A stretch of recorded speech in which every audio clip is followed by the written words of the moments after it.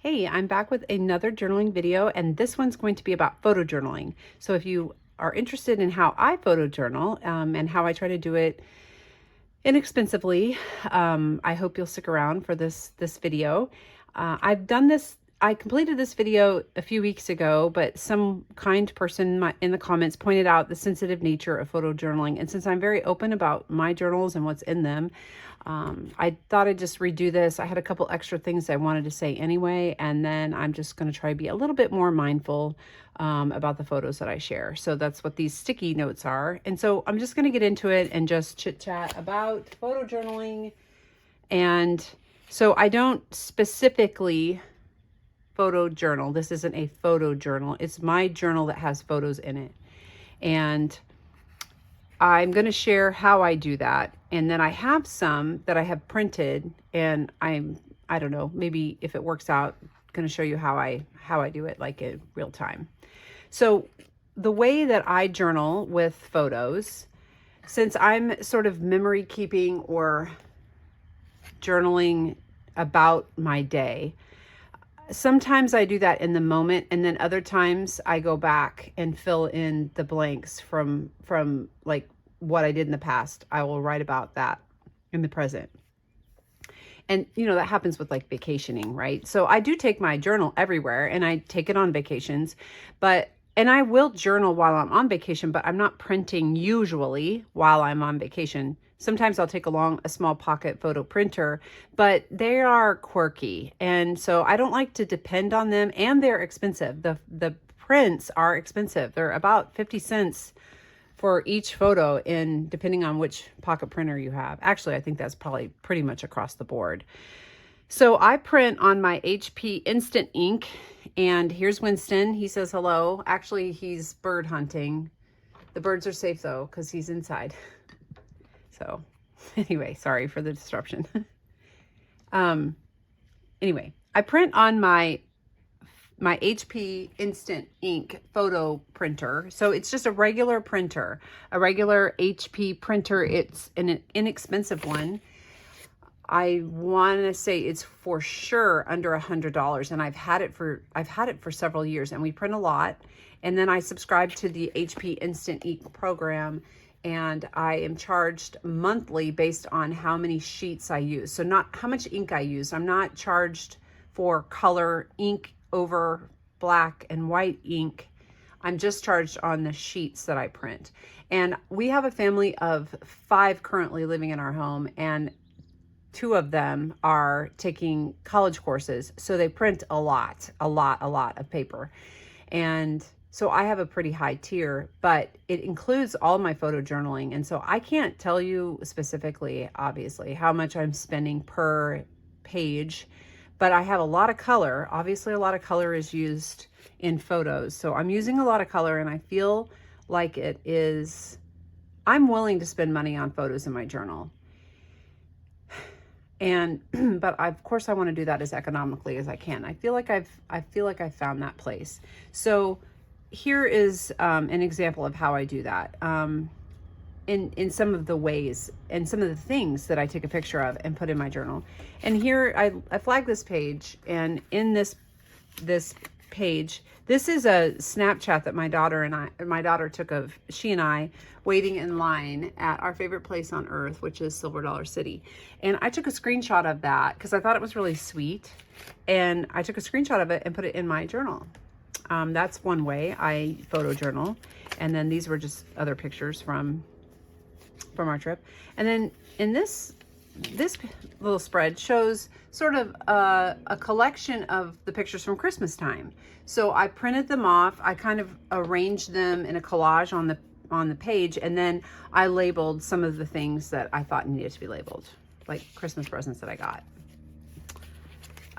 This one is I received a new pen in the mail, my new Esterbrook, or my first Esterbrook, and I took a picture of it and put it in my journal and then wrote about that.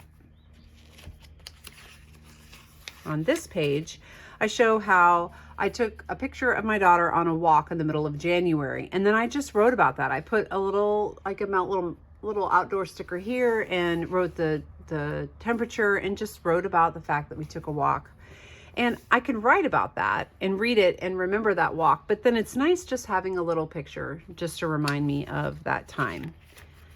Here is where I use my pocket printer, and I just got a new one. I'm trying the Canon Ivy, and I just tried it out, and it's, you know, there's so many like nuances with those little pocket printers. They frustrate me, but my regular home printer doesn't.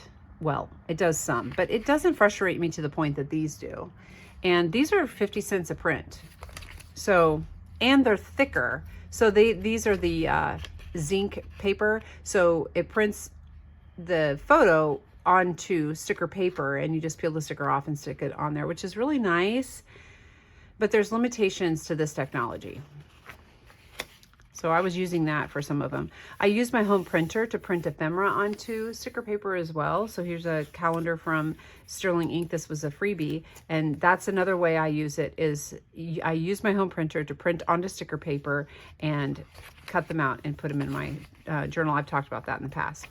And then here is a page where my son showed me his, he shared with me his bio on one of the projects he's working on in school, and I took a screenshot of that bio page and I trimmed it in my phone and then printed it on my home computer. And this is like a newspaper clipping of sorts, like a modern day newspaper clipping, and it's like preserved in my book.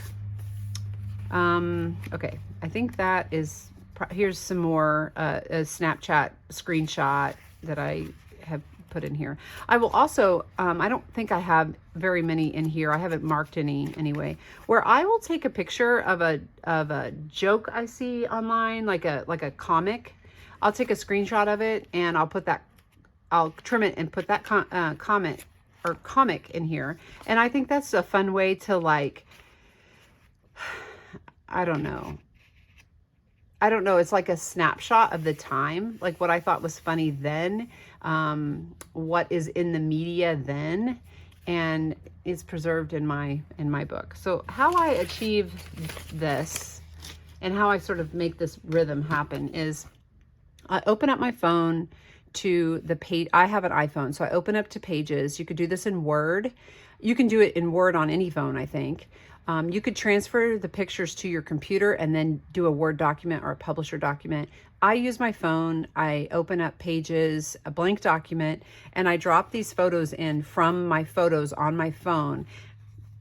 And then I put them, I arrange them on the paper so that I can fit as many as I can on the paper. Another thing that I might do is, if I know, like if I have journaled all around, if I've journaled on the paper and I know there's a picture I want to add later, say I'm out and about or I'm, you know, just not in the mood to print or whatever, I won't flip through there. But I will just like measure, you know, where I want that picture. So say I've journaled all here and I could leave this spot open, then I can go ahead and measure, and then I can tell myself to crop that picture to that size. Or I can use a standard size for each photo, and then I can trim it. I can trim off all the excess if I want to. So it's sort of like manual cropping. Okay, so then I print it, and it prints just a regular inkjet printer. I believe you can do LaserJet. When I started doing this, I did a little bit of research into LaserJet versus inkjet.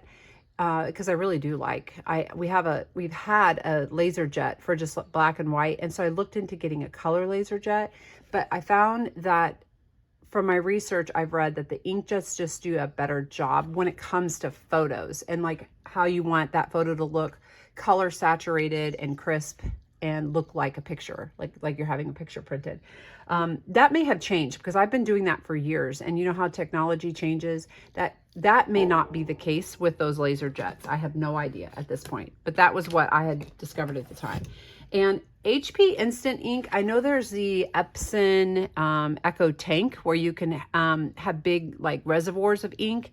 I've heard people have really good success with those, and so I'm not necessarily selling HP. It's just been my experience, and it's been a very good experience. So when it connects to the internet, and then my printer does, obviously, and then they keep track of my ink capacities, and then when I start to get low, they send me, I just shows up in the mail, but I'm charged every month on whatever tier I choose when it comes to numbers of pages per month that I want to spend. And it rolls over. Like if I don't use all the paper or all the pages in a month, then it rolls over to the next month. Anyway, you should check it out. That's I guess all I'm saying. So then I get my paper or my pictures printed, and then there's several ways, but I will just, typically what I do is just use my straight edge. You know, this is a box cutter, and I just cut the picture out. The other way to do it is just to cut it out. So I do that too. This picture that I'm cutting out right now was something I posted on Instagram, my Instagram stories. And I guess I just wanted to preserve this memory. So I kind of just dropped it into my pages. That's another thing too, is I kind of always have an ongoing pages that I'm collecting photos in that I want to print. And then I don't have to print them, you know, make sure I necessarily fill up all the page so that I'm not wasting this paper, but I typically do. I certainly don't have to do that. But the paper that I print on is cheap matte sticker paper from Amazon. I have tried different brands, and I have not noticed a change or a difference in quality on any of them. All it is matte sticker paper. This says Joyberg. It just happens to be what I buy it like 100 sheets at a time. If you go to the craft store and you buy a pack of sticker paper, it's going to cost you significantly more than what I paid for this, which I don't even remember what I paid for this, but I just encourage you to check that out. So I'm going to cut a few of these out, and then I will show you how I put them in my journal. I mean, I think it's pretty self-explanatory. But there is another little cutting tool I wanted to share with you as well. I just received it, so I don't know. I think it takes some practice getting to know how to use it and developing a skill with it. So I'm gonna look ridiculous as I start to use it in front of you. But it is called a gyro cut. So you can take your stickers and upload them into your Cricut program if you have a Cricut paper cutter. And the Cricut can cut these stickers out for you. They can cut hearts out, heart shapes out, any shape that you want, actually. I've done that before. It is a lot of extra work. And I find that if anything is extra work, then I typically won't stick with it, you know, if it's too much extra work. So, I don't know. There's so many things you can do with the Cricut, but the Cricut has this tendency to cause me so much angst that it's often not worth it. So I got this gyro cut to see, and it has a swivel head, and you're supposed to be able to cut any shape you want. So I could probably try that with this picture of my two middle kids who went on a hike together. Kind of tore the paper a little bit there. They're in like a little cave. I probably shouldn't have cut that out, but so let's see how that did. I didn't apply very much pressure on the beginning part of it, but so it did okay. Gyro cut. Definitely not necessary, but from what I read online, if you practice enough with the gyro cut, you can get pretty good at using it. I guess I'm just going to go ahead and put this one in my journal. Don't let this be a review on the gyro cut. I don't think that me using it for the first time is a fair assessment of the tool. So anyway, there's a picture of the kids. And then here's one last picture I'll cut out, and then I'll show you kind of how I arrange them. So I guess what I really want to communicate is that I want to be able to put as many photos in my journal as I want. And I don't want to be limited on the fact that each print is going to cost me 50 cents, sometimes more, because they misprint. Those little pocket printers will misprint. I think there's a place for them, but they are not necessary. You do not have to have them. Whatever. But you can also take your, have your photos printed at a photo shop, Walgreens, Walmart, Target, whatever. But those pictures are thicker and they really bulk up your journal. I did not cut that straight and I don't care. So now I'm being intentional about this, but most of the time I'm not that intentional about where these things go. But I am right now, I guess, intentional enough. This one belongs with this other picture over here, so I'm going to wait on that one. And these are just random pictures from my life. So I'm going to kind of go a little closer. And this is Winston, who is behind me. Oh, another thing, and I don't have that out right now, but there's little corner punches that can round the corners at varying depths. That's another fun thing to have. You could keep that with, keep it all together with like a cutting mat, a pair of scissors, a straight edge, different ways to cut your photo out, and you could use that little corner punch. I would like to do that. I just haven't been organized enough. I don't even know where it's at right now. But it is kind of fun to add that rounded corner. Looks nice. So there is no rhyme or reason to these pictures. These are they sort of just collected, and I didn't leave room in them in my journaling. So, sometimes I've journaled and I'd say picture coming or look ahead for picture, because I know that I'll print it and put it in there. I just haven't done it in that time. So I think this goes back to the fact that I am a pretty laid back journaler. I know that there are some people out there who they're much more detail oriented, a little more type A than I am. And so this kind of method of doing this might completely stress some people out. So I'm going to use my journaler nib by Sailor, and actually, this pen is a Sailor. The journaler nib is ground by Gino Salerno. And I'm going to just go in here and label these.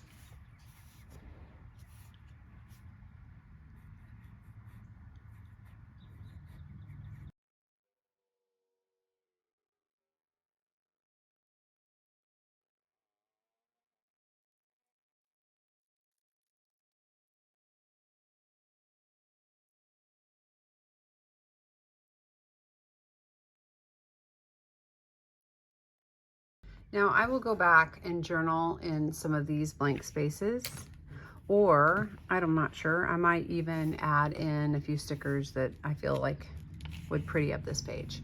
That is how I photo journal. There is nothing else to this.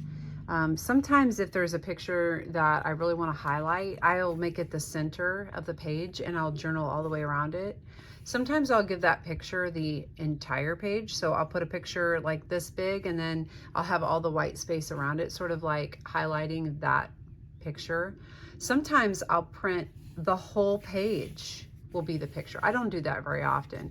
I've done that with some, like I'd take a lot of hikes and walks, and if I see something pretty, but I don't know, it sort of loses its effect. I don't know, it's the dramatic effect of the picture when it's that big. It's a little obnoxious, but that is one thing you can do as well.